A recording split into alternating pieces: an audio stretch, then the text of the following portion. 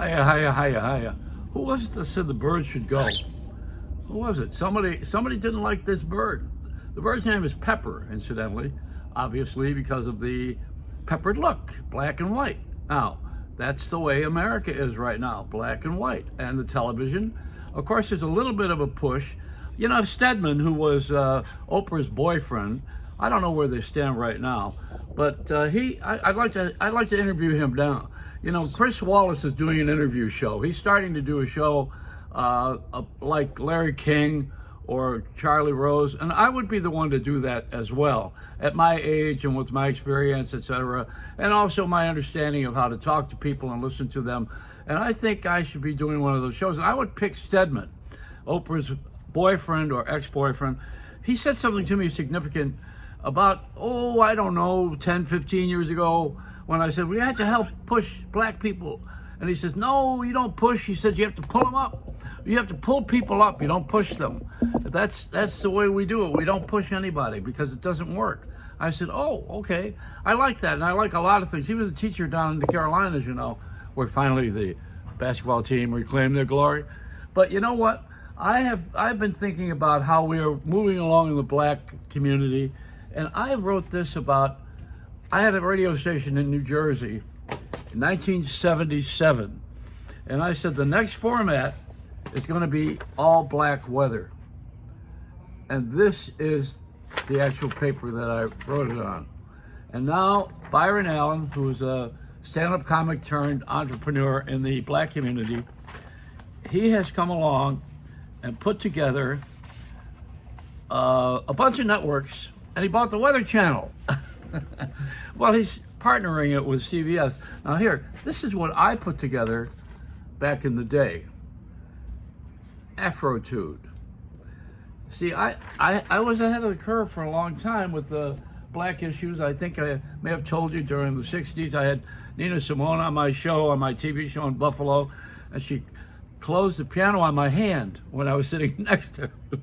For some of the comments I was making, I became friends with her daughter, who was just called simply Simone years later, and told her the story of her mother. See, the thing that we need to do next is to work on ageism. Why not? Because that's where I am. You know, I mean, you got to begin where you are, Mother Teresa said. And I feel you're only as old as you feel to the person touching your naked body. That's how I look at all of this. Okay, the bird is really not in the picture, so let me put her back there. You know, who was it that said they didn't want the bird in there anymore? It was kept interrupting me. But you know, you need to have a little comic relief. Even Shakespeare wrote that. There's a little something that has to change the temperature of the play, because people will get bored if you're just going to sit there or stand there and give your message. Like, have you noticed how many people on the Academy Awards were filled with message and very little comedy? All the comedy was about wise ass. You know, everybody was sarcastic and inside jokes and trying to be clever and cute. This was the job of Billy Crystal for a lot of years. Let me move my mic here. The bird loves to play with my wire, and I become unwired. But you got to be patient, like Lady Gaga was with Liza Minnelli, who incidentally is a wonderful, wonderful friend. Liza Minnelli, I met, I think it was on a ship years ago with Regis Philbin and Eli Wallach. Do you ever remember him? And his wife, Annie Jackson, and also Liza Minnelli. And who was it that was in Arthur? What's his name in Arthur again? Boy, did he have seasickness, but I think he was mostly drunk. But we had a lot of drinks and drugs back in the day, and I got sober, and I think it was to the betterment of me to do the Bikram yoga for about 28 years, and that's kept me healthy. Thank you, Shirley MacLaine, for bringing Bikram here. You know, there's a celebrity call that we don't have anymore because we don't have that status of stars. You know, we have celebrities, but we don't have stars.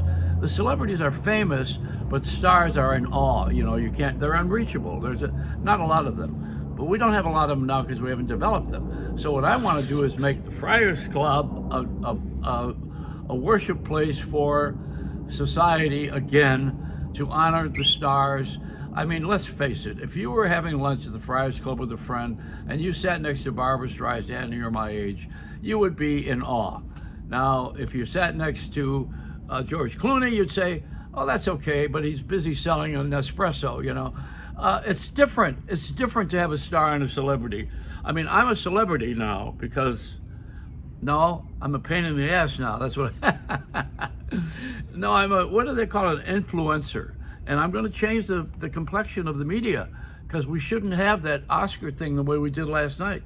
That's atrocious to have infighting and have a lot of people who nobody knows being honored for things that we really don't care about, and then other things that we should care about we don't get to because we're too busy fighting birds. Remember the Birds, Alfred Hitchcock movie? I don't know if you remember that. They took over. I think this one was part of the cast.